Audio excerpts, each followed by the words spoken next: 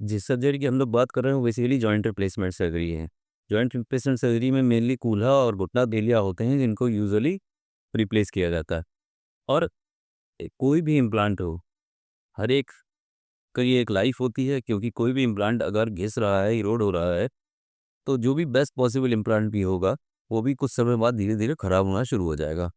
तो उसकी एक लाइफ होती है। यूजुअल इम्प्लांट्स होते हैं, उनकी लाइफ थोड़ी कम होती है, बेटर क्वालिटी, उसी हिसाब से क्वालिटी और इम्प्रूवमेंट होता रहता है, तो उनकी लाइफ बढ़ती चली जाती है। लेकिन फिर भी इरोज़न तो होता ही है और उस इरोज़न की वजह से लाइफ कम होती है। अब इरोज़न क्यों ज़्यादा होता है?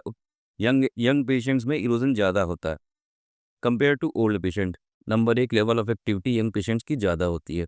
उसको अपनी भाग-दौड़, जद्दोजहद के लिए बहुत चलना-फिरना पड़ता है, तो उसके घुटने घिसने की दर ज़्यादा होती है। दूसरा, बूढ़े आदमी में कम से कम ये समस्याएँ नहीं आती हैं और उसमें इम्प्लांट ज़्यादा समय तक सर्वाइव करता है।